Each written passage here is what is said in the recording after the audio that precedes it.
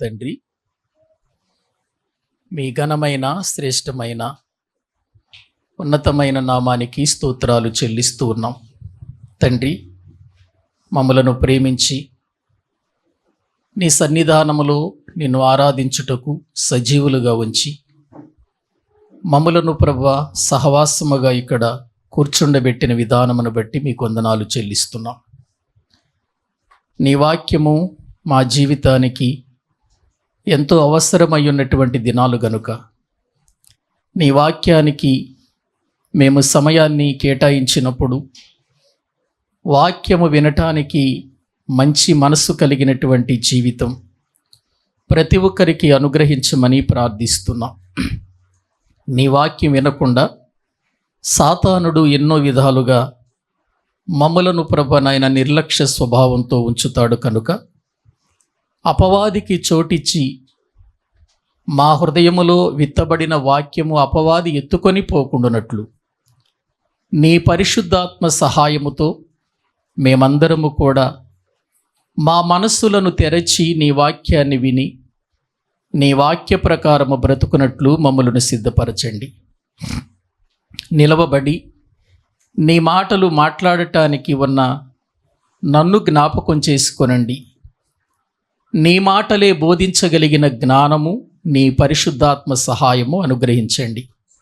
నీ వాక్యము ప్రజలకు ఉపయోగకరముగాను ఆత్మలకు మేలు కలిగించేదిగా ప్రతి వారి హృదయాన్ని మీరు తట్టి వారితో మాట్లాడమని ప్రార్థన చేస్తూ నీ యొక్క సన్నిధి మా మధ్యలో ఉంచి నడిపించమని ప్రార్థన చేస్తూ మా ప్రభు మా రక్షకుడు మీ ప్రియకుమారుడైన యేసుక్రీస్తు ప్రభువు పేరట ప్రార్థించి వేడుకుంటున్నాము తండ్రి. ఆమెన్. ఆమెన్. మంచిది. ప్రభునందు ప్రియమైన దేవుని బిడ్డలారా, అపోస్తుల కార్యముల గ్రంథంలో కొర్నేలి జీవితాన్ని గురించి మనం మాట్లాడుకుంటూ వస్తూ ఉన్నాం. అపోస్తుల కార్యముల గ్రంథం సంఘ చరిత్రకు సంబంధించిన గ్రంథమని లూకా అనే వైద్యుడు ఈ గ్రంథాన్ని చాలా తరచి సత్యాన్ని తెలుసుకొని వ్రాసినటువంటి పుస్తకముగా మనము దేవుని వాక్యములో నుండి చూస్తూ వస్తూ ఉన్నాం. ప్రియులారా, నిజంగా ఒక అన్యుడుగా ఒక మంచి హోదాలో ఉండి ఎంతోమంది పనివారిని కలిగి ఉండి అధికారముతో ఉన్నటువంటి కొర్నేలి జీవితం మనకు ఎంత గొప్ప పాఠాలు నేర్పిస్తుందో మనం నేర్చుకుంటూ వస్తున్నాం. నేను కూడా అనుకున్నాను 10వ అధ్యాయము కొర్నేలి జీవితంలో ఒకరోజు ఈ మాటలన్నీ చెప్పేసి ముగించవచ్చు అని అనుకున్నాను. కానీ వాక్యాన్ని ధ్యానిస్తున్నప్పుడు పరిశుద్ధాత్ముడు తెలియచేస్తున్నటువంటి విషయాలన్నిటినీ కూడా నా మనసులో పెట్టుకొని వాటిని మీకు చెప్పాలని ఒక ఆలోచన కలిగినప్పుడు ఎన్నో విషయాలు, ఎన్నో సంగతులు కొర్నేలి జీవితములో నుండి మనము నేర్చుకోవటానికి అవకాశం దొరికింది. ప్రియులారా, కొర్నేలి ఒక అన్యుడైనప్పటికీ అతని భక్తి జీవితము కానీ అతడు క్రీస్తును తన యొక్క జీవితములో భయముతో భక్తితో అనుసరించే విధానం కానీ పరలోకమందున్నటువంటి తండ్రిని మహిమపరిచిన ఆ గొప్ప సంఘటనలు కొర్నేలి జీవితములో మనము చూస్తున్నప్పుడు అసలు రక్షణే పొందనటువంటి ఇతనికి ఇంత భక్తి జీవితము ఎలా వచ్చింది? దేవుని సన్నిధిలో ఏనాడు అతడు దేవుని మందిరానికి వెళ్ళి దేవుని సంగతులను తెలుసుకోవటానికి ప్రియులారా అతడు పడినటువంటి ఆ గొప్ప ప్రయాస ఏమిటి అనేటువంటిది మనము ఆలోచన చేస్తే కొర్నేలి మన ముందు కనబడుతున్న ఒక సవాలుకరమైన వ్యక్తిగా మనము చూడవచ్చు. ఎందుకంటే తన ఇంటి వారందరితో కూడా భక్తిపరుడై ఉండి ప్రార్థన చేయటమే కాకుండా అతడు జనులకు బహు ధర్మము చేసేవాడిగా కనబడుతున్నాడు. అంత మాత్రమే కాదు, అతడు నీతిమంతుడు అని యోధా జనులందరి వలన మంచి పేరు పొందినవాడని దేవుని వాక్యములో నుండి మనము చూస్తూ ఉన్నాం. దేవుని దూత కొర్నేలి దగ్గరకు రావటం, నీవు యొప్పేకు మనుషులను పంపించి అక్కడ పేతురు అనేటువంటి మారుపేరు కలిగిన సీమోను ఉంటాడు, అతని నీ ఇంటికి పిలిపించుకో, నీకు తెలియచేయవలసింది అతడు తెలియచేస్తాడు, నేర్పిస్తాడు అని చెప్పగానే ఆలస్యం చెయ్యకుండా తన ఇంటిలో ఉన్నటువంటి భక్తిపరుడైనటువంటి ఒకనితో ప్రియులారా మరొక ఇద్దరిని ఇచ్చి పంపించి ఆ యొప్పేలో ఉన్నటువంటి పేతురు గారిని తన ఇంటికి పిలిపించుకున్నట్లుగా మనం చూస్తూ ఉన్నాం. అక్కడ పేతురు గారి ఉద్దేశం ఏంటి అని అంటే, యూదులకు మాత్రమే ఆయన దేవుడు కానీ అన్యజనులకు ఆయన దేవుడు కాడు అనేటువంటి ఒక ఆలోచనతో ఉండిపోయాడు దైవజనుడు. కానీ దేవుడు ఒక దర్శనము ద్వారా అతనితో మాట్లాడి, నీవు తప్పనిసరిగా కొర్నేలి ఇంటికి వెళ్ళు అని దేవుని దూత చేత హెచ్చరిక చేయబడి కొర్నేలి ఇంటికి వచ్చాడు. కొర్నేలి ఇంటికి వచ్చేసరికి కొర్నేలి ఏం చేశాడు? తన బంధువులను, తన ముఖ్య స్నేహితులందరినీ పిలిపించి పేతురు గారి మాటల కొరకు వారిని సిద్ధపరిచినట్లుగా దైవ గ్రంథంలో మనము చూస్తూ ఉన్నాం. ప్రియులారా, ఆ తరువాత అక్కడికి వచ్చిన పేతురు గారు ఎందుకు నన్ను పిలిచావు అన్నప్పుడు జరిగిన సంగతంతా అతనికి చెప్పినప్పుడు ఆశ్చర్యపోయినటువంటి పేతురు గారు మాట్లాడిన మాట, దేవుడు పక్షపాతి కాడు. ఎంత అద్భుతమైన మాట అండి. దేవుడు ఎన్నటికీ ఎప్పటికీ పక్షపాతి కాడు. ఎవరి ఎడల ఆయన పక్షపాతము చూపించడు. మంచి వారి మీద, చెడ్డవారి మీద, అందరి మీద ఆయన తన వర్షమును కురిపింపచేసి సూర్యుని ఉదయింపచేస్తున్నాడు అని మనం దేవుని వాక్యములో నుండి చెప్పుకున్నాం. అంత మాత్రమే కాదు, బైబిల్ గ్రంథం చెబుతున్న మాట 145వ కీర్తన 9వ వచనం, యెహోవా అందరికీ ఉపకారి. యెహోవా అందరికీ ఉపకారి, అందరికీ ఉపకారము చేసేవాడే తప్ప దేవుడు ఎవరికి ఎప్పుడు అపకారము చేయడు. అపకారము చేసేవాడు కాదు దేవుడు, ఉపకారము చేసేవాడు. నేను ఈ సమయంలో మరొక మాట నేను మీకు చూపిస్తాను. బైబిల్లో దినవృత్తాంతములు 2వ గ్రంథం 19వ అధ్యాయము 7వ వచనం చదవండి. దినవృత్తాంతములు 2వ గ్రంథము 19వ అధ్యాయము 7వ వచనాన్ని మనము చదువుకుందాం.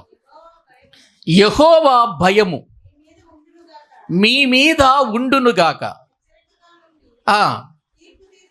తీర్పు తీర్చుడి, మన దేవుడైన యెహోవా యందు దౌష్ట్యము లేదు, ఆయన పక్షపాతి కాడు.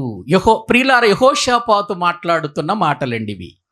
యెహోషాపాతు రాజ్యాన్ని పరిపాలిస్తున్నటువంటి కాలములో ప్రజలందరినీ దేవుని వైపుకు త్రిప్పి వారికి న్యాయాధిపతులను ఏర్పాటు చేసి న్యాయాధిపతులతో చెబుతున్నాడు, జాగ్రత్తగా న్యాయం చేయండి, ప్రజల దగ్గర జాగ్రత్తగా తీర్పు తీర్చండి. ఎందుకంటే మనము నమ్మిన దేవుడు ఎటువంటి వాడంటే ఆయన దౌష్ట్యము లేనివాడు, ఆయనలో ఏ దౌష్ట్యము లేదు, ఆయన పక్షపాతి కాడు.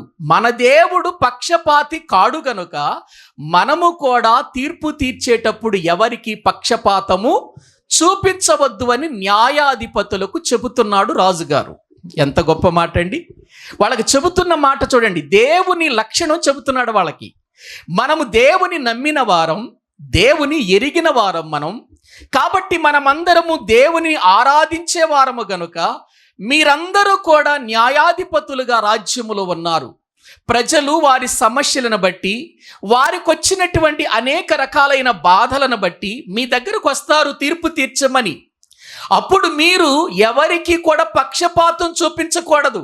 ఎందుకంటే మనము నమ్మిన దేవుడు పక్షపాతి కాడు అని యెహోషాపాతు తెలియచేస్తున్నట్లుగా వాక్యంలో మనము చూస్తున్నాం. ప్రియులారా, అంటే మనము నమ్మిన దేవుడు పక్షపాతి కానప్పుడు ఆయన నమ్మినటువంటి మనలో కూడా ఏముండకూడదు చెప్పండి? పక్షపాతం ఉండకూడదు. పక్షపాతం ఉండకూడదు. అందరినీ సమానముగా చూడాలి. అందరినీ సమానముగానే ప్రియులారా మనం హెచ్చరిక చేయాలి. అందరినీ సమానముగానే మనము ప్రేమించాలి. మనల్ని ప్రేమించే వారిని ఎక్కువ ప్రేమించి మనల్ని ద్వేషించే వారిని మనము ద్వేషిస్తే అది దేవుని లక్షణం కానే కాదు. ప్రభు చెప్పిన మాట ఏంటంటే, మీ శత్రువులను కూడా మీరేం చేయండి అన్నాడు? ప్రేమించండి అన్నాడు. మిమ్మల్ని హింసించు వారి కొరకు మీరు ప్రార్థన చెయ్యండి అన్నాడు. అంటే ఇప్పుడు ఆయనలో పక్షపాతం ఉందంటారా? లేదండి. మనము నమ్మిన వానిలో పక్షపాతము లేనప్పుడు మనలో కూడా పక్షపాతం ఉండకూడదు. ఒకరిని ఒక రకంగా ఒకరిని మరొక రకంగా చూడకూడదు. అందరినీ సమానముగా చూడవలసిన వారమై ఉంటున్నాం. ప్రియులారా, వారి విధానాలు వేరుగా ఉండొచ్చు, వారి మాటలు వేరుగా ఉండొచ్చు, అందరి మనస్తత్వాలు ఒకే రకంగా ఉండవు. కానీ ప్రియులారా, అందరూ క్రీస్తు రక్తములో కడగబడిన వారు గనుక ఆధ్యాత్మికమైన స్థితిలోనికి వచ్చినప్పుడు మనము ఎవరి ఎడలో కూడా పక్షపాతము చూపించకూడదు. కనుక దేవుడు పక్షపాతి కాడు అనే విషయం ఇక్కడ పేతురు గారు తెలుసుకొని మాట్లాడుతూ ఏమంటున్నాడు రండి. అపోస్తుల కార్యముల గ్రంథం 10వ అధ్యాయము, అపోస్తుల కార్యముల గ్రంథం 10వ అధ్యాయము 34వ వచనము నుండి చదువుకుందాం. 10వ అధ్యాయము 34వ వచనం. దేవుడు పక్షపాతి కాడని నిజముగా గ్రహించి ఉన్నాను. ప్రతి జనములోనూ ఆయనకు భయపడి నీతిగా నడుచుకొని వారిని ఆయన అంగీకరించును. దేవుడు పక్షపాతి కాడు. కేవలం ఆయన యూదులకు మాత్రమే దేవుడు కాదు. ఆయన యూదులకు మాత్రమే దేవుడయ్యుండి మిగిలిన వారికి దేవుడు కాకపోతే పక్షపాతి అవుతాడు ఆయన. అవరా ఏమండి? అవుతాడు అవడా? యూదులకు మాత్రమే నేను దేవుణ్ణి, మిగిలిన వారికి నేను దేవుణ్ణి కాదు అన్నాడు అనుకోండి, ఆయన పక్షపాతి అవుతాడు. కానీ ఆయన పక్షపాతి కాడు. అది గ్రహించినటువంటి పేతురు గారు అంటున్నాడు, ప్రతి జనములోనూ అన్నాడు. చూడండి ఏమండి? ప్రతి జనములో అంటే వారు ఏ దేశానికి చెందిన వారైనా, వారు ఏ మతానికి చెందిన వారైనా, వారు ఏ కులానికి చెందిన వారైనా, వారు ఏ దేశానికి చెందిన వారైనా, దేవునికి భయపడితే నీతిగా నడుచుకుంటే వారిని దేవుడు అంగీకరిస్తాడు అని చాలా స్పష్టంగా చెబుతున్నట్లుగా మనం చూస్తున్నాం. ఏమండి? భాష వేరు కావచ్చు, ప్రజల యొక్క విధానాలు వేరు కావచ్చు, వారి చట్టాలు వేరు కావచ్చు, వారి దేశ విధానాలు వేరు కావచ్చు, ఎవరి విధి విధానాలలో వారు బ్రతకొచ్చు. కానీ ఎక్కడ ఉన్నా ఏ ప్రజలైనా, ఎటువంటి వారైనా, ఏ భాష కలిగిన వారైనా, వారు గనుక దేవునికి భయపడి నీతిగా నడుచుకుంటే దేవుడు ఎవరినైనా ఏం చేస్తాడు చెప్పండి? అంగీకరిస్తాడు ప్రియులారా. అందుకే దేవుని యొక్క వాక్యములో మనము చూస్తే ప్రియులారా, ప్రభు అయినటువంటి యేసుక్రీస్తును సొంత రక్షకునిగా అంగీకరించి మాట్లాడుతున్న మహాజనాంగం వారు ఎక్కడి నుండి వచ్చి ఆయన్ని స్తుతిస్తున్నారో ఒక్కసారి ప్రకటన గ్రంథానికి రండి చూద్దాం. బైబిల్ గ్రంథంలో ప్రకటన గ్రంథం అండి. ప్రకటన గ్రంథము దేవుని వాక్యాన్ని మనము చూడగలిగితే ప్రకటన గ్రంథంలో ఒక అద్భుతమైనటువంటి మాట లేఖనాల్లో చూస్తున్నాం. 7వ అధ్యాయము 9వ వచనము మనము చదువుకుందాం. ప్రకటన గ్రంథము 7వ అధ్యాయము 9వ వచనం. అటు తరువాత నేను చూడగా ఇదిగో, ఏ జనములో నుండట?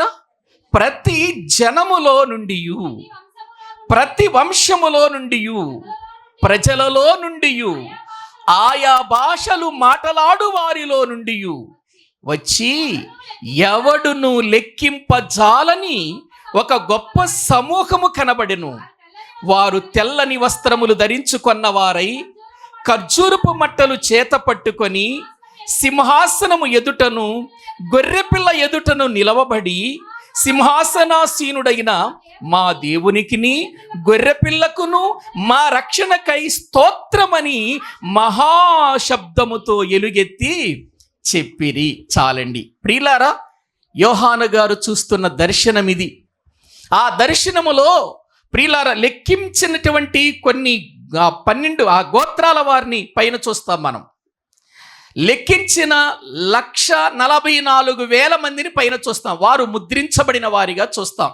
ఇప్పుడు దాని గురించి నేను చెప్పట్లేదు, కానీ అది చూసిన తరువాత యోహాను గారు నేను చూడగా మరొక సమూహము నాకు కనబడింది అని అంటున్నాడు. నేను చూచినప్పుడు ఆ దర్శనం ఏంటో నేను పరిశీలన చేస్తున్నప్పుడు నాకు ఒక మహాసమూహము కనబడింది. ఆ మహాసమూహము ఎటువంటిదేనంటే ప్రతి జనములో నుండి వచ్చారు ప్రజలు. ఆ సమూహములోకి ఎక్కడి నుంచి వచ్చారట? ప్రతి జనములో నుండి, ప్రతి వంశములో నుండి, ప్రజలలో నుండి, ఆయా భాషలు మాటలాడు వారిలో నుండి ఎవడును లెక్కింపజాలని ఒక గొప్ప సమూహము నాకు కనబడింది అంటున్నాడు. ఏవండి, ఎవరూ లెక్కించలేరట. ఎవరూ లెక్కించలేనంత ఒక సమూహాన్ని చూస్తున్నాడు యోహాను గారు. చూస్తున్నప్పుడు ఆ సమూహములో వచ్చినటువంటి ప్రజలు ఒకరా, ఒక ప్రాంతపు వారా, ఒక భాష మాట్లాడేవారా, ఒక జనాంగమా? కాదు కదండి. ప్రతి జనము అన్నాడు. ప్రతి జనము అని అంటే అర్థం ఏంటి? ప్రపంచములో ప్రియులార ప్రభువుని అంగీకరించిన ప్రతి ఒక్కడు అని అర్థం. ప్రతి జనములో, ప్రతి వంశములో, ప్రతి వంశం మా వంశము గొప్పది, మా వంశము గొప్పది అని అనుకుంటూ లోకములో ఒక ఉన్నతమైనటువంటి పిలుపును పిలిపించుకుంటున్న వారిలో నుండి కూడా ప్రతి వంశములో నుండి, జనములో నుండి, ఆయా భాషలు, అనేక రకాల భాషలు మాట్లాడేవాళ్ళు అక్కడికి వచ్చారట. ఆ సమూహము ఎలాగుందట? లెక్కింపజాలనంత సమూహం అది. ఆ సమూహము ఏమంటున్నారట? ఆ సింహాసనం ఎదుటి నిలబడి గొర్రె పిల్లకును, దేవుని గొర్రె పిల్లకును, సింహాసనాసీనుడైన మా దేవునికిని, ఆ గొర్రెపిల్ల దేవునికిని గొర్రె పిల్లకును మా రక్షణకై స్తోత్రం అని మహాశబ్దము చేస్తున్నారట. ఎంత గొప్ప సమూహం అండి! ఒకసారి ఆలోచించండి. లెక్కింపజాలని సమూహం. లెక్కింపజాలని సమూహము సింహాసనం ఎదుట నిలబడింది. అందులో ఆయా భాషలు మాట్లాడే వాళ్ళు ఉన్నారు, ప్రతి వంశములో నుండి వచ్చిన వారు ఉన్నారు, ప్రతి జనములో నుండి వచ్చిన వారు ఉన్నారు, ప్రతి ప్రాంతము నుండి వచ్చిన వారు ఉన్నారు. లెక్కింపజాలని ఈ మహాసమూహం ఏమనంటున్నారంటే మా దేవునికి, దేవుని గొర్రెపిల్ల అయినటువంటి ఆ క్రీస్తుకు ప్రియులారా మా రక్షణకై స్తోత్రం అని అంటున్నారండి వాళ్ళు. మా రక్షణకై స్తోత్రం. వీళ్ళంతా రక్షణ పొందిన వాళ్ళేనా? ఏవండి, వీళ్ళంతా రక్షణ పొందిన వాళ్ళేనా? మరి అంతే కదా, వాళ్ళు పొందారు కాబట్టి మా రక్షణ అని అంటున్నారు. చూడండి, వాళ్ళు మా రక్షణకై స్తోత్రం అని అంటున్నారు. కాబట్టి దేవుడు పక్షపాతి కాడు. నీవు దేవునికి భయపడే వ్యక్తివైతే, నీవెవరివి, ఎక్కడి నుండి వచ్చావు, నీ ప్రాంతం ఏది, నీ భాష ఏది, నీవు అన్యుడవా లేకపోతే యూదుడవా అనే భేదాభిప్రాయాలు దేవుడు ఎప్పుడు చూడడు ప్రియులారా.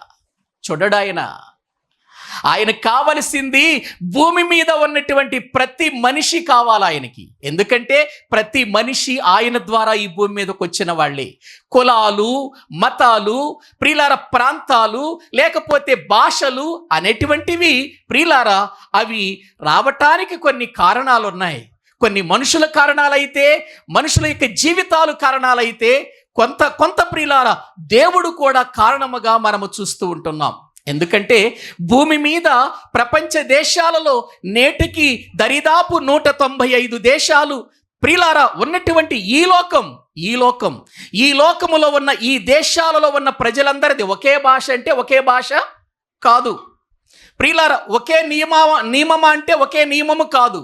ఒక్కొక్కరికి ఒక్కొక్క చట్టం ఉంది, ఒక్కొక్కరికి ఒక న్యాయ విధి ఉంది. వీళ్ళు ఏ లోక సంబంధమైనటువంటి విధులలో ఉన్నా వీళ్ళందరూ పరలోకమందున్నటువంటి దేవుణ్ణి అంగీకరిస్తే వాళ్ళంతా ఒక్కటే. వీళ్ళంతా రక్షణ పొందితే వీళ్ళందరికీ దేవుడొక్కడే, వీళ్ళందరికీ రక్షణ ఒక్కటే, వీళ్ళందరికీ గొర్రెపిల్ల ఒక్కటే, వీళ్ళందరికీ ఉన్న పరలోకం కూడా ఒక్కటే. అక్కడ భేదాభిప్రాయం ఉందా? ధనవంతులకి ఇదిగో ఇక్కడ ఇది, పేదవాళ్ళకి ఇది, లేకపోతే పలానా ప్రాంతం వాళ్ళకి ఇది, పలానా భాష మాట్లాడే వాళ్ళకి ఇది, లేకపోతే పలానా కులం వారికి ఇది అని ఉంటుంది అక్కడ? ఉంటుందండి? ఉండదండి. ఎందుకంటే మనమందరము దేవుని పిల్లలమే. భూమి మీదకు వచ్చిన ప్రతి మనిషి దేవుని బిడ్డే. కాకపోతే మనుషుడు పాడైపోయాడు, చెడిపోయాడు, ప్రియుల వివిధమైన తంత్రములు కల్పించుకొని దేవునికి దూరం అయిపోయాడు తప్ప భూమి మీదకు వచ్చిన ప్రతి మనిషి కూడా దేవుని బిడ్డేనని మనం తెలుసుకోవాలి. ప్రియులారా, ఇది తెలుసుకున్నటువంటి ప్రియులారా, పేతురు గారు మాట్లాడుతున్నాడు. ప్రతి జనములో దేవునికి భయపడి నీతిగా నడుచుకొను వారికి ప్రియులారా ఆయన ఏం చేస్తాడు? అంగీకరిస్తాడు. ఎందుకంటే యేసుక్రీస్తు అందరికీ ప్రభువు అని అన్నాడు కదా. పేతురు గారు మాట్లాడితే ఏమన్నాడు? యేసుక్రీస్తు అందరికీ ప్రభు. యూదులకు మాత్రమే కాదు, ఇశ్రాయేలీలకు మాత్రమే రాజు కాదు ఆయన, ఇశ్రాయేలీలకు మాత్రమే ప్రభు కాదు ఆయన, భూమి మీద ఉన్న వారందరికీ ఆయన రాజే, ప్రభువే. ఇది మనం తెలుసుకోవాలి. ఆ ప్రభువును గూర్చి పేతురు గారు మాట్లాడటం ప్రారంభించాడు. ఇప్పుడు ఎక్కడ? కొర్నేలి గారి ఇంటిలో, కొర్నేలి గారి బంధువులున్న ఆ స్థలములో, కొర్నేలి గారు ముఖ్య స్నేహితులను పిలిపించుకొని కూడుకున్న ఆ స్థలములో ఇప్పుడు యేసుక్రీస్తు వారిని గూర్చి చెప్పటం ప్రారంభించాడు. ఇదిగో దేవుడు నన్ను ఎందుకు ఇక్కడికి పిలిపించాడంటే, దేవుడు తన శక్తితో, తన పరిశుద్ధాత్మతో ఇదిగో తన కుమారుణ్ణి అభిషేకించాడు. ఆ అభిషేకించబడిన వాడు భూమి మీదకు వచ్చాడు. భూమి మీదకు వచ్చిన వాడు మన పాపములన్నీ తన మీద వేసుకొని సిలువలో బలైపోయాడు. ఆ తర్వాత ఆయన ఇదిగో చనిపోయి సమాధి చేయబడి 3వ దినాన తిరిగి లేచాడు అనే సువార్త వాళ్ళకి చెప్పటం జరిగింది. ఎప్పుడైతే వారికి సువార్త చెప్పాడో ప్రియమైన దేవుని పిల్లలారా, వెంటనే వారందరి మీదకి పెంతుకొస్తు దినాన్న యూదుల మీదకి దిగినట్లుగా ఇప్పుడు అన్యుల మీద కూడా పరిశుద్ధాత్మ దిగుతుంది. ఎందుకు దిగాలి? ఎందుకు దిగాలి అన్యుల మీద కంటే? ఇప్పటి వరకు యేసుక్రీస్తు వారు యూదులకు మాత్రమే రాజు అనుకున్నారు. ఇప్పటికీ ఇశ్రాయేలుకు మాత్రమే ఆయన ప్రభు అనుకున్నారు. కానీ ఇప్పుడు యేసుక్రీస్తు అందరికీ ప్రభు అని, సమాన వరం అందరికీ ఇస్తాడని, ఆయన సమానమైన వాడని ఆ రోజున మేడగదిలో పెంతుకొస్తు దినాన ప్రార్థన చేస్తుంటే దిగివచ్చిన పరిశుద్ధాత్మ ఇప్పుడు అన్యుల మీద కూడా దిగుతుంది. చూడండి వాక్య భాగములో 44వ వచనాన్ని చదువుకుందాం. బైబిల్ గ్రంథములో అపోస్తుల కార్యముల గ్రంథం 10వ అధ్యాయము 44వ వచనం. పేతురు ఈ మాటలు ఇంకా చెప్పుచుండగా అతని బోధ విన్న వారందరి మీదికి పరిశుద్ధాత్మ దిగెను. సున్నతి పొందిన వారిలో పేతురు కూడా వచ్చిన విశ్వాసులందరూ పరిశుద్ధాత్మ వరము అన్యజనుల మీద సైతము కుమ్మరింపబడుట చూచి వీళ్ళు ఏం చేస్తున్నారు? ఆశ్చర్య, ఇదేంటి?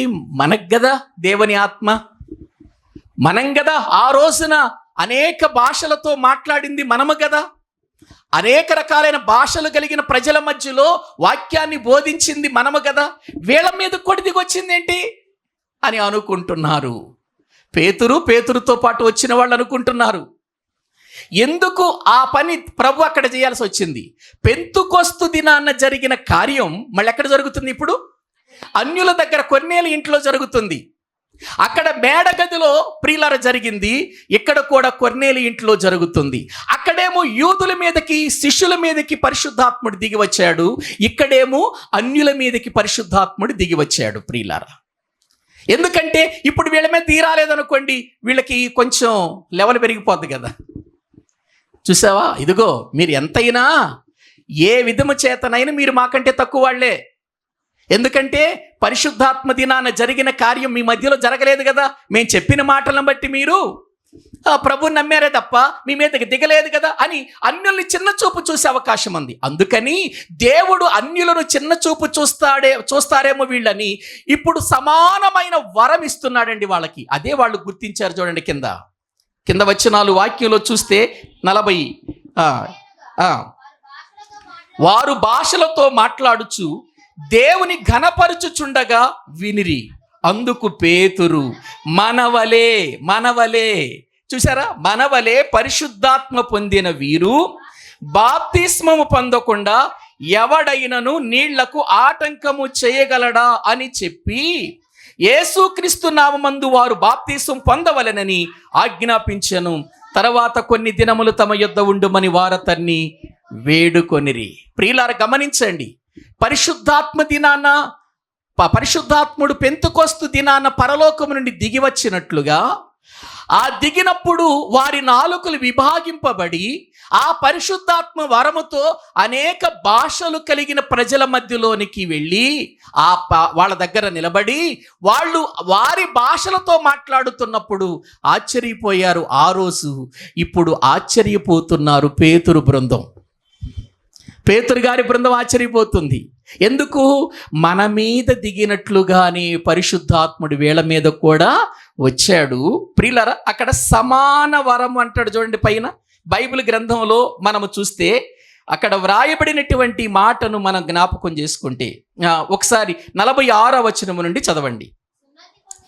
సున్నతి పొందిన వారిలో పేతురుతో కూడా వచ్చిన విశ్వాసులందరూ పరిశుద్ధాత్మ వరము అన్యజనుల మీద సైతము కుమ్మరింపబడుట చూచి విభ్రాంతి నొందిరి.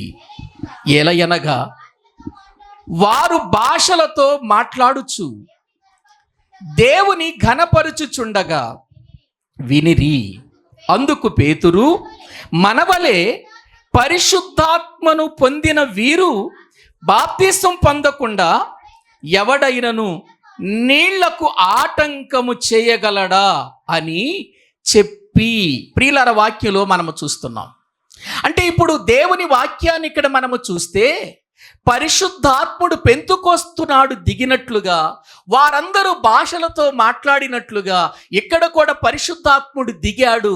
అన్యజనులు కూడా ఏం మాట్లాడుతున్నారు చెప్పండి? భాషలంటే మళ్ళీ వేరే అనుకోకండి మీరు.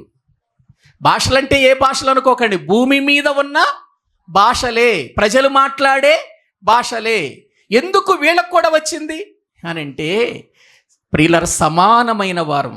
ప్రియులార దేవుని వాక్యంలో వాళ్ళందరూ కూడా ప్రియులార ఆశ్చర్యపోతున్నారు. ఎవరు? పేతురు గారు, పేతురుతో పాటు కూడా విశ్వాసులు వచ్చారు కొంతమంది. అక్కడ ఉన్న విశ్వాసులు అందరూ ఆశ్చర్యపోతున్నారు, మన మీదకు దిగినట్లుగా వీళ్ళ మీదకు దిగిందని. అప్పుడు పేతురు గారు, ఇంకా బాప్తిస్మం ఇవ్వటానికి ఇంకా ఏ ఆటంకం లేదు వీళ్ళకంటున్నాడు. బాప్తిస్మం ఇవ్వటానికి ఇక ఆటంకము లేదు అని చెప్పి మీరందరూ బాప్తిస్మం పొందాలి అని అన్నప్పుడు ఆ రోజున కొర్నేలి ఇంటి వారితో కూడా అనేకులు బంధువులు స్నేహితులు కూడా బాప్తిస్మం పొందిరి. అన్యుల మొదటి రక్షణ ఇది. అన్యుల మొదటి రక్షణ. అన్యులకు మొట్టమొదటిగా సువార్త చేసింది ఎవరు అనగానే మనం చెప్పాలి ఎవరని? పేతురు గారని చెప్పాలి. అంతకుముందు యూదుల మధ్యలోనే వినబడింది సువార్త. ఆయా ప్రదేశాలకు చెదిరిపోయిన వారికి వినబడింది సువార్త. ఇప్పుడు అన్యజనుల దగ్గరకు వచ్చింది. అన్యజనులు కూడా మార్పు చెందారు. అన్యజనులు కూడా పరిశుద్ధాత్మ అనే వరాన్ని పొందారు. అన్యజనులకు కూడా దేవుడు సమానమైన వరాన్ని ఇచ్చాడు. ప్రియులారా, కాబట్టి దేవుడు పక్షపాతి కాడు. దేవునికి భయపడేవారు ఎవరైనా, వారు చదువుకున్నవారా, చదువు లేని వాళ్ళ, పాస్టర్ గారా, సంఘ పెద్ద, విశ్వాస అనే తేడా దేవుని దగ్గర ఉండదు. ఏవండి, ప్రభు దగ్గరికి వెళ్ళిన తర్వాత మన స్థానం అంతా కూడా ఎలా ఉంటుందో తెలుసా? మనం చేసిన భక్తిని బట్టి ఉంటుంది మన స్థానం. ప్రియులారా, మనం చేసిన భక్తిని బట్టి, మన పరిశుద్ధతను బట్టి, మనం దేవుని కొరకు జీవించిన జీవితాన్ని బట్టి ఉంటుంది స్థానం. అంతేగాని నువ్వు పాస్టర్గా చేసావు కదా, పాస్టర్గా ఇన్ని సంవత్సరాలు చేసావు కదా నువ్వు, కాబట్టి నీ స్థానం వేరు అని అనడం. లేకపోతే నువ్వు విశ్వాసివి కదా, నువ్వు విశ్వాసిగా ఇదిగో ఈ తక్కువ స్థానంలోనే ఉండాలి అని అనడం. లేకపోతే నువ్వు సంఘ పెద్దవు కాబట్టి, సంఘంలో పెద్దగా ఉన్నావు కాబట్టి ఇదిగో ఈ స్థానంలో ఉండాలి అని అనడు. ఎందుకంటే బైబిల్ గ్రంథంలో సంఘ పెద్ద అనే మాట దైవజనులకు వాడబడిన మాట, దేవుని సేవకులకు వాడబడిన మాట అది బైబిల్ గ్రంథంలో. ప్రియులారా, ఒకసారి మనం ఆలోచించాలి. కాబట్టి ఇక్కడ కానీ స్థానాలు, ఇక్కడ కానీ గ్రూపులు, పరలోకంలో గ్రూపులు ఉండవండి. ఉంటాయి అక్కడ? ఉండవు. అక్కడ ఎక్కడైతే ఎన్ని గ్రూపులు, చర్చి ఒకటే కానీ గ్రూపులు మాత్రం ఎన్నో, ఇది మా గ్రూపు, ఇది మా గ్రూపు, ఇది మా గ్రూపు. ఈ నలుగురు ఒక గ్రూపు, ఆ నలుగురు ఒక గ్రూపు, ఆ 10 మంది ఒక గ్రూపు.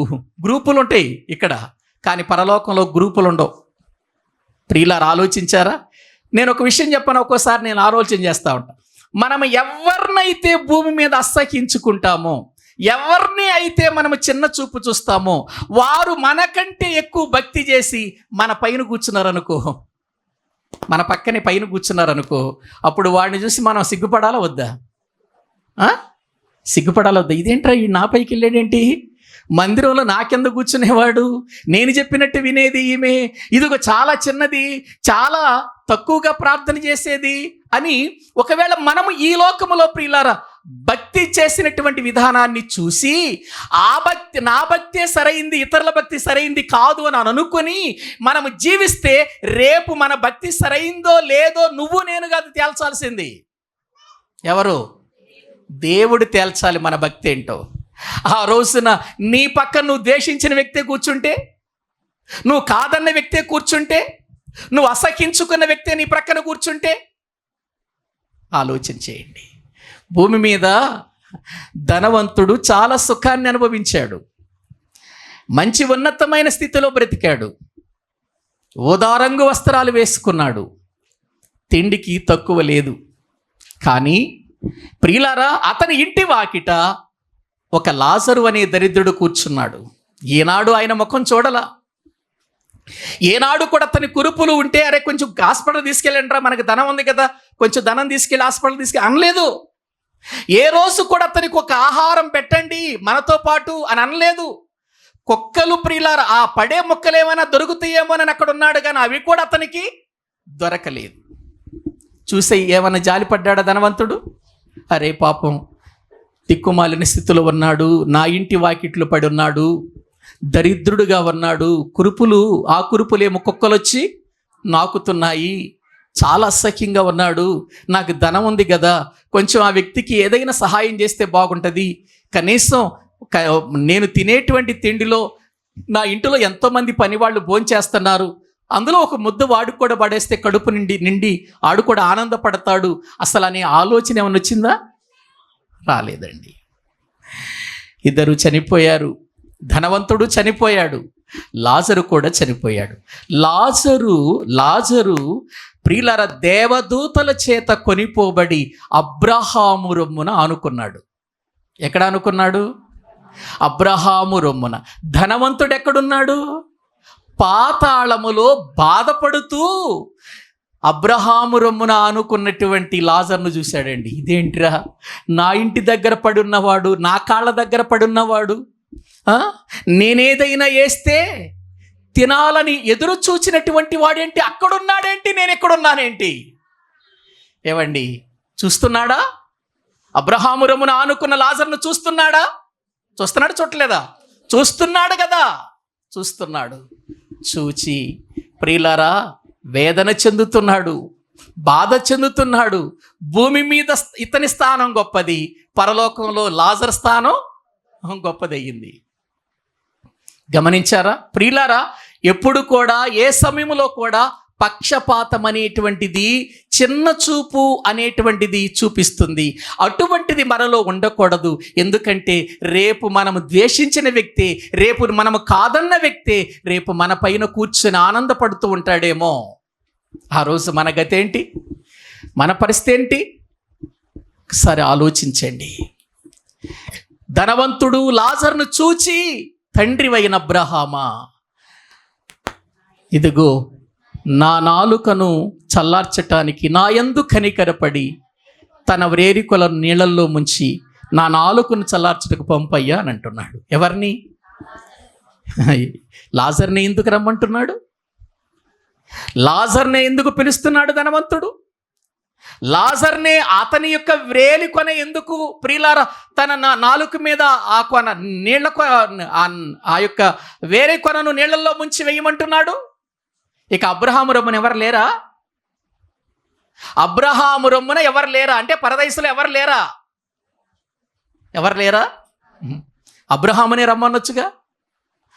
ఇస్సాకు ఉన్నాడు, యాకోబు ఉన్నాడు, యోసేపు ఉన్నాడు, మోషే, ప్రియులారా, మోషే లేళ్ళం అప్పటికి, ప్రియులారా ఎంతో మంది ఉన్నారు కదా అక్కడికి, ఎంతోమంది భక్తులు, హానోకు లాంటి వాళ్ళు ఉన్నారు కదా, నోవాహు లాంటి వాళ్ళు ఉన్నారు కదా, అబ్రహాము రమ్మున ఎంతమంది గొప్పవారుండగా లాజర్ని ఎందుకు రమ్మంటున్నాడు? ప్రియులారా గమనించండి, ఆ రోజున మన జీవితం ఏంటో, మన భక్తి ఏంటో, మన స్థితి ఏంటో మనకు అర్థమవుతుంది. ఆ రోజు మన ధనము, మన ఆస్తులు, మన అంతస్తులు, మనకున్న పేరు, లేకపోతే మనం వేసినటువంటి వస్త్రాలు వాళ్ళు వేయకపోవచ్చేమో, కానీ వాళ్ళు ఇప్పుడు నూతన వస్త్రం వేసి అక్కడ ఉంటే, తెల్లని వస్త్రం వేసి అక్కడ ఉంటే, వాళ్ళ చూసి సిగ్గుపడవలసిన దినం వస్తే అప్పుడేంటి మన గతి? ఒకసారి ఆలోచన చేయండి. అక్కడ సిగ్గుపడతాం మనం. ఎక్కడంటే మహాపడితే ఒక 40 సంవత్సరాలు 50 సంవత్సరాలు సిగ్గుపడతామేమో, అక్కడ యుగాలు సిగ్గుపడాలి. ప్రియులారా గుర్తించండి, మన దేవుడు పక్షపాతి కాడు. దేవుని నమ్మిన మనలో కూడా పక్షపాతం ఉండకూడదు. ప్రియులారా దేవుని నమ్మిన ప్రతి ఒక్కరిని మనము ప్రేమించినట్లే దేవుని నమ్మని వారిని కూడా ప్రేమించి వారిని ప్రభు యొద్దకు తీసుకురావాల్సిన అవసరత మన మీద ఉంది. ప్రియమైన దేవుని పిల్లలారా, నిజంగా అండి, కొర్నేలి ఇంటిలో జరిగిన ఆ కార్యం చూడండి. కొర్నేలి భక్తి జీవితాన్ని బట్టి ఎంతమంది రక్షించబడ్డారో చూడండి ప్రియులారా. ఒక అన్యుడు తన బంధువులను పిలిపించాడు, తన ముఖ్య స్నేహితులను పిలిపించాడు. ఇప్పుడు అక్కడ ఉన్న వాళ్ళంతా కూడా బాప్తిస్మం పొందారు. ఎంతమంది రక్షించబడ్డారండి ప్రియులారా? కొర్నేలి ఇంటిలో దేవుని ఆత్మ దిగి వచ్చి వారందరి మీద ప్రియులారా నిలిచినప్పుడు వాళ్ళందరూ కూడా భాషలతో మాట్లాడుతూ దేవుణ్ణి ఘనపరిచారనుంది, అక్కడ ఉంది కదా. మరి మన జీవితాలను బట్టి, మన బ్రతుకులను బట్టి ఎవరైనా మార్పు చెందుతున్నారా? ఎవరినైనా మనము ప్రభు యొద్దకు నడిపించటానికి ప్రయాసపడుతున్నామా? ఆలోచించండి. స్వామి అన్నగారు ఒక మాట చెప్పారు ఒక రోజున. ప్రియులారా, ఆయనను ఒక రోజున బాపట్లలో మీటింగ్ పిలిచారు. మీటింగ్ పిలిచినప్పుడు ఆయన దగ్గరకు ఒక అమ్మాయిని తీసుకొచ్చారు ప్రార్థన చేయటానికి. మంచం మీద పడుకొని ఉంది, లేవలేదు. ప్రియులారా కారణం ఏంటంటే ఆ అమ్మాయి తల తప్ప మిగిలిన బాడీ మొత్తం పని చేయదట. అది 1,00,000లో ఒకరికి వస్తుందట అటువంటి రోగం. ఆ అమ్మాయి ఆ స్థలానికి వచ్చి దైవజనుడిని ప్రార్థించమని చెప్పిందట. ప్రార్థించమని చెప్పినప్పుడు దైవజనుడు ప్రియులారా ఆమెను చూసి చాలా ఆశ్చర్యపోయాడట. పైన ఈగలు వాలుతున్న తోలుకునే పరిస్థితి ఆమె దగ్గర లేదు, కేవలం తల వరకే పనిచేస్తుంది. అమ్మా ఎలా రక్షించబడ్డావు నువ్వంటే, అన్న ఒకరోజు నేను కరుణామయుడి సినిమా చూశాను. ఆ రోజున యేసుక్రీస్తును వారు ఎలా హింసించారో ఆ దృశ్యాలు చూసినప్పుడు తర్వాత నేను ఒక బైబిల్ తెప్పించుకుని చదివాను. నేను ఒక బ్రాహ్మణ కుటుంబానికి చెందిన వ్యక్తిని. ఆ తరువాత నేను దేవుని వాక్యం చదువుతూ రక్షించబడ్డాను. నాతో పాటు నా తండ్రిని కూడా నేను రక్షించుకున్నాను. ఈ స్థితిలో ఉండి నా తండ్రి కూడా రక్షించబడ్డాడు. ఒకవేళ మీరు నా కొరకు ప్రార్థన చేయాల్సి వస్తే, నేను బాగుపడాలి, నా రోగం పోవాలి, నేను ఏదో ఆరోగ్యంగా ఉండాలని ప్రార్థన చేయకండి. మీరు ప్రార్థన చేస్తే మా అమ్మ మా అన్న ఇంకా రక్షించబడలా, వాళ్ళ కొరకు ప్రార్థన చేయండి అని చెప్పినప్పుడు దైవజనుడు చాలా ఆశ్చర్యపోయాడట. వాస్తవానికండి అట్టి స్థితిలో ఉంటే ఎవరైనా దేనికోసం ప్రార్థన చేయమంటారు?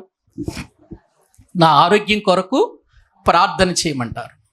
ప్రియులారా ఆ తర్వాత ఆమె ఒక మాట చెప్పిందట, అన్న నేను నీకు ఒక లెటర్స్ రాస్తాను, ఏదైనా బైబిల్కి సంబంధించిన విషయాలైతే నాకు తప్పకుండా సమాధానం ఇవ్వండి అని ఆమె చెప్పినప్పుడు తప్పకుండా ఇస్తాను అని ఆ దైవజనుడు చెప్పాడు.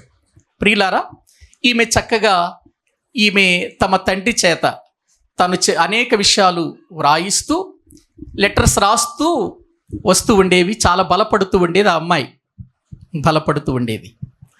ప్రియులారా ఒక రోజున లెటర్స్ రావటం ఆగిపోయినాయట అన్నకు. అప్పుడు అన్న అనుకున్నాడట, ఒకవేళ అమ్మాయి చచ్చిపోయిందేమో అని అనుకున్నాడట. మళ్ళీ ఒక రోజున ఆయన బాపట్లలోనే మీటింగ్స్ అయితే ఆ స్థలానికి వస్తే ఒకసారి అన్న వచ్చాడని విన్నాను, అన్నను ఒకసారి నా దగ్గరికి రమ్మనండి పిలిపించిందట. ప్రియులారా, వాళ్ళది పెద్ద క్యాంపస్, చాలా ఆస్తిపరులు వాళ్ళు.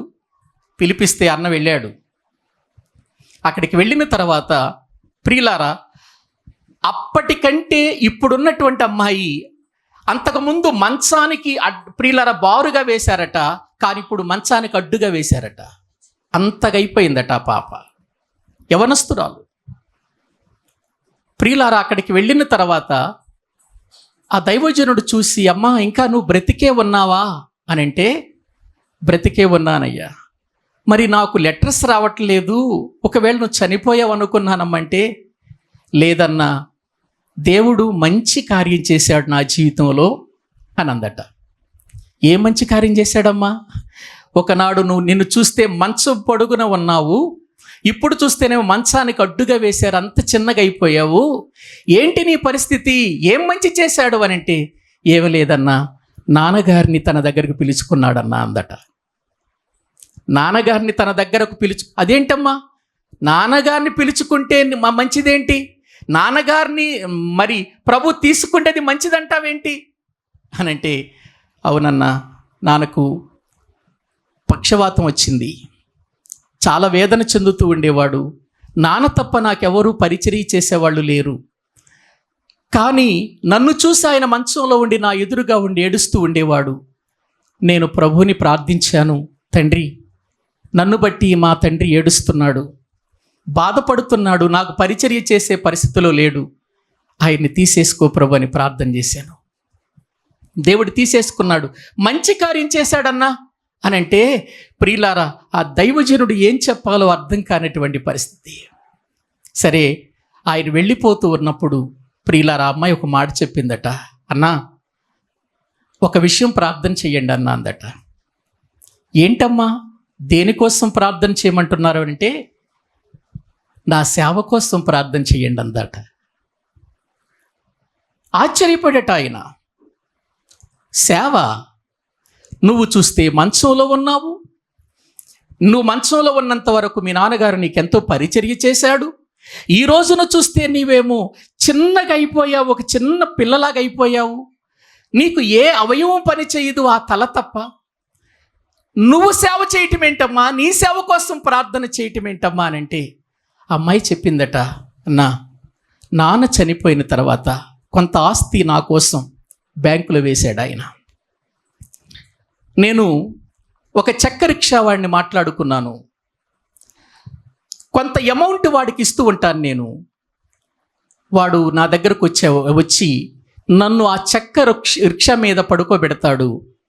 అనేక స్థలాలకు, ఎక్కడైతే ప్రజలు ఉంటారో, కాలేజీల్లో కానీ లేకపోతే సినిమా హాల్ గేట్స్ దగ్గర కానీ ఎక్కడైతే ప్రజలు ఉంటారో అక్కడ నన్ను కూర్చోబెడతాడన్నా.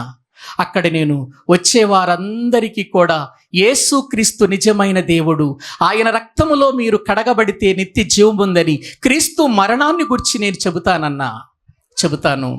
అలాగే నా తల దగ్గర కరపత్రాలు ఉంటాయి, ఆ కరపత్రాలను వాళ్ళని తీసుకెళ్ళమని చెబుతాను.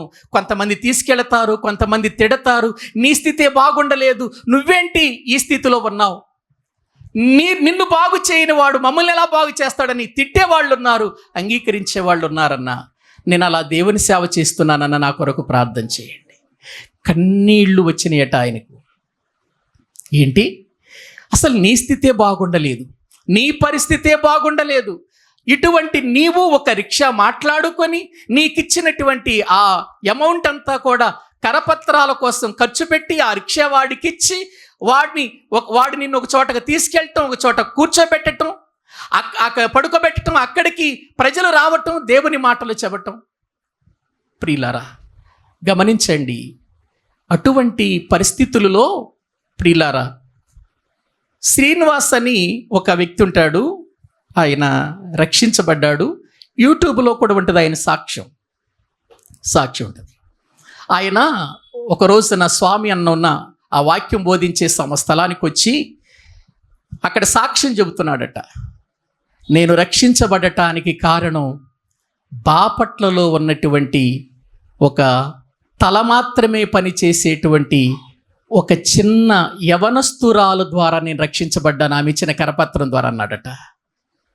వెంటనే, ఏంటయ్యా నిజంగానా? అవును, నేను కాదు, నాలాంటి వారు మంచి జాబ్ చేసుకుంటూ ఆఫీసర్లుగా ఉన్నతమైన స్థానములో అనేక దేశాలకు వెళ్ళి దేవుని యొక్క సన్నిధానములో జీవిస్తూ వారు ఉద్యోగాలు చేసుకుంటూ దేవుని యందు ఆనందిస్తున్న నాలాంటి 22 మందిని రక్షించింది ఆమె అని చెప్పినప్పుడు ఆశ్చర్యపోయాడట ఆయన. ప్రియులారా, ఎందుకు నేను ఈ విషయాన్ని చెబుతున్నానో తెలుసా? నిజంగా ఆమె జీవితంలో ప్రియులారా డబ్బుంది, ఆస్తుంది, ఆరోగ్యం లేదు, కేవలం తల వరకే పని చేస్తుంది, తన మీద ఏగవాలినా తోలుకోవటానికి చెయ్యి రాదు. అటువంటి ఆమెకు ఇంత భారం ఏంటి? ఆమె చనిపోయే లోపు ఎంతో మందిని ప్రభు యొద్దకు నడిపించిందట, కాలేజీ స్టూడెంట్స్ని. దేవుని మాటలు చెప్పి కరపత్రాలు పంచి, కరపత్రం ఇవ్వటానికి కూడా చెయ్యి రాదా మీకు? ఆమె తల దగ్గర పెట్టుకొని కరపత్రం తీసుకోండి, ఇందులో ప్రభు అయిన యేసుక్రీస్తు గురించి ఉండదని చెబితే వచ్చి తీసుకున్న వాళ్ళల్లో తిట్టిన వాళ్ళు తిట్టగా, కొట్టిన వాళ్ళు కొట్టగా, బాధ పెట్టిన వాళ్ళు బాధ పెట్టగా రక్షించబడిన వాళ్ళు అనేకులు రక్షించబడ్డారు. ప్రియులారా, ఇది జరిగిన సత్యం, ఇది జరిగిన విషయం. ప్రియులారా, నేను ఎందుకు ఈ విషయాన్ని చెబుతున్నానో తెలుసా? అన్ని ఉన్నటువంటి మన జీవితంలో కనీసం కొన్నేలి లాంటి యొక్క ప్రియులారా ఆ పరిస్థితి అయినా ఉందా మన జీవితంలో? ఏనాడైనా మన బంధువుల్ని, మన స్నేహితులను తీసుకొని వచ్చి ప్రభు మాటలు వినిపించి వారిని ప్రభులోనికి నడిపించినటువంటి పరిస్థితి ఏమైనా ఉందా మనకు? ఆలోచించండి. కొర్నేలి జీవితం ఒక సవాలుగా కనబడుతుంది మనకు, ఒక సవాలుగా కనబడుతుంది. రక్షించబడిన మనం ఎక్కడ ఉంటే అక్కడ దేవుని మాటలు చెప్పగలిగితే, 10 మందికి చెబితే 10 మందిలో ఒక్కరైనా రక్షించబడరండి? 10 మందికి చెబితే ఒక్కరికైనా ఆ మాటలు పని చేయవా? చేస్తాయండి. దేవుడు తప్పకుండా కార్యం చేస్తాడండి. కానీ ఏది ఆ భారం? ఏది మనకు? ఆ బాధ్యత ఏది? కొర్నేలి ఇంటి వారందరితో మాత్రమే కాదు, బంధువులతో కూడా, ముఖ్య స్నేహితులతో కూడా రక్షించబడిన వాడిగా ఒక సంఘం ప్రియులారా ఏర్పడినటువంటి విధానం మనం చూస్తున్నామండి. మరి ఈ రోజున మన కుటుంబాలు ఎలా ఉన్నాయి? మన పరిస్థితి ఏంటో తెలుసా? ఆదివారం మందిరానికి రావటం, కాసేపు కూర్చోవటం, వినటం, వెళ్ళిపోవటం. ఇది తప్ప మన వలన దేవునికి ఏమైనా ప్రయోజనం ఉందా? మన వలన దేవునికి ఏమైనా ప్రయోజనం ఉందా? నూతనమైన వ్యక్తులను ఏమైనా ప్రభు యొద్దకు నడిపించగలుగుతున్నామా? మన బంధువులలో కానివ్వండి, మన స్నేహితుల్లో కానివ్వండి, మనకు తెలిసిన వారిలో కానీ ఎవరికైనా దేవుని గురించి చెప్పగలుగుతున్నామా? లేదు, దేవుని మాటలు వినబడే స్థలానికి వాళ్ళ రప్పించగలుగుతున్నామా? పరిశీలిద్దాం, ఆలోచన చేద్దాం. కొర్నేలి లాంటి మంచి జీవితంతో దేవునికి మహిమకరముగా ఈ భూమి మీద బ్రతుకుదాం. తలలు వంచండి, ప్రార్థన చేసుకుందాం. తలలు వంచండి, ప్రార్థన చేసుకుందాం. ప్రియ సహోదరి, ప్రియ సహోదరుడా, ఇది నాన్న కొర్నేలి జీవితం ఎంత ఉన్నతంగా ఉంది. కొర్నేలి జీవితంలో అతడు ఒక అన్యుడుగా కైసరియలో ఉంటున్నాడు. ఒక మంచి ఉద్యోగిగా మంచి స్థితిలో ఇటలీ పటాలనబడిన పటాలములు శతాధిపతిగా ఉన్నాడు. కానీ అతడు భక్తిపరుడు, అతడు దేవుని యందు భయభక్తులు కలిగిన వాడు. అతడు తన ఇంటి వారందరితో కూడా ప్రార్థన చేసేవాడు, ప్రజలకు బహు ధర్మము చేసేవాడు, యూదా జనులందరి వలన మంచి పేరు పొందినవాడు, నీతిమంతుడు. ప్రియులారా, తన ఇంటికి సేవకుడు వస్తున్నాడు అంటే బంధువులను పిలిపించి, ముఖ్య స్నేహితులను పిలిపించి, వాక్యము వినిపించి ప్రభు యొద్దకు వారందరినీ నడిపించినవాడు కొర్నేలి. ప్రియులారా, ఎంతకాలం అవుతుంది రక్షణ పొంది? ఒక్కరినైనా రక్షించావా? ఒక్కరినైనా దేవుని సన్నిధికి తీసుకొచ్చావా? కేవలము తల మాత్రమే పనిచేసే ఆ చిన్న సహోదరి ప్రియులారా ఎంతమందిని రక్షించగలిగింది? ఎంత భారం ఆమెకు, ఎంత బాధ్యత. దేవుని నమ్మిన వారికి ఆ భారం ఉంటుంది, దేవుని నమ్మిన వారికి ఆ యొక్క బాధ్యత ఉంటుందండి. కాబట్టి ఈ దినాన్న నీ కొరకు, నా కొరకు సిలువ వేయబడిన క్రీస్తు కేవలము మనకు మాత్రమే పరిమిత కాకూడదు. లోకమంతటి కొరకు రక్తం కార్చిన వాడు ఆయన. లోకములో ఉన్న మనుషులందరి అందరికీ ఉపకారము చేయటానికి వచ్చినవాడు. లోకములో ఉన్న మనుషులందరికీ రాజుగా, ప్రభువుగా ఉన్నవాడు ఆయన. ఇది నాన్న ఆయన్ని పరిచయం చేయవలసిన బాధ్యత నమ్మిన మన మీదే ఉంది. మరి పరిస్థితి ఎలాగుంది? కనీసం మన ఇంటిలో వారినైనా మనం రక్షించుకోగలిగామా? ఒక్కసారి మన పరిశీలన చేసి కొర్నేలి జీవితాన్ని మాటి మాటికి జ్ఞాపకము చేసుకుంటూ దేవుని నమ్మటానికి, దేవుడు తన యొక్క జీవితంలో చూసినటువంటి కార్యాలన్నిటినీ కూడా ఈరోజు తన గ్రంథంలో వ్రాయించి ఎందుకు మన ముందుంచాడంటే, నువ్వు కూడా కొర్నేలి లాంటి జీవితం జీవించాలని, నేను కూడా కొర్నేలి లాంటి బ్రతుకు బ్రతకాలని దేవుడు కోరుకుంటున్నాడు. అటువంటి జీవితం మనము కూడా కలిగి క్రీస్తును వెంబడించే వారిగా ఆయన పనిలో ముందుకు వెళదాం. ప్రార్థన చేసుకుందాం. పరిశుద్ధుడైన తండ్రి, ప్రేమ కలిగిన ప్రభువా, మీకు వందనాలు. మేము మా సొంత కార్యములనే చూసుకుంటున్నాము కానీ యేసుక్రీస్తు కార్యములను చూడని వారిగా మిగిలిపోతున్నామయ్యా. మీ వాక్యము ద్వారా మరొకసారి అపోస్తుల కార్యముల గ్రంథంలో 10వ అధ్యాయములో కొర్నేలి జీవితము ద్వారా మీరు మాట్లాడారు తండ్రి. మీ సన్నిధిలో మరొకసారి మేము జ్ఞాపకం చేసుకుంటున్నాం, మేము నమ్మినవాడు పక్షపాతి కాడని.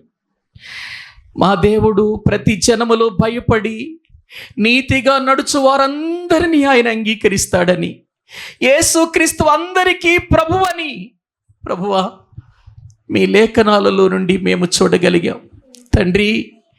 ఏది మేము విన్నామో, ఏది మేము ప్రభు నాయన మా జీవితంలో మా కన్నులారా చూచామో, ఏది ప్రభు మేము మా జీవితంలో అనుభవించామో, అది కేవలం మాకు మాత్రమే పరిమితం కాకూడదని ఇతరులకు కూడా వాటిని చెప్పి నీ యొద్దకు నడిపించాలి అని మీరు ప్రభు మాకిచ్చిన ఈ సందేశాన్ని బట్టి మీ వందనాలు చెల్లిస్తున్నాం. ఈ మాటలు విన్న మేమందరము ప్రభు బల యొద్దకు వస్తున్నాము తండ్రి.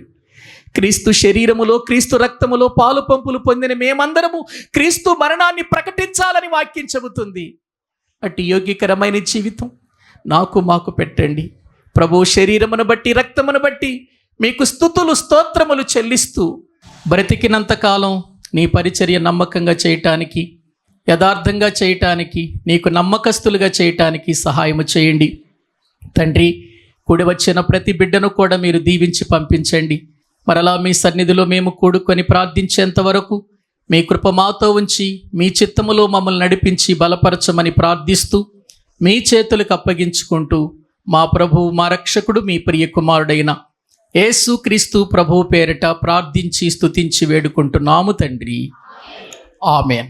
మన తండ్రి అయిన దేవుని ప్రేమ, ఆయన కుమారుడైన యేసుక్రీస్తు వారి యొక్క కృప, పరిశుద్ధాత్మ నిత్య సహాయము సన్నిధి కూడిన మనకును సకల పరిశుద్ధులకు సదాకాలము తోడయుండి నడిపించునుగాక. ఆమేన్. అందరికీ వందనాలు.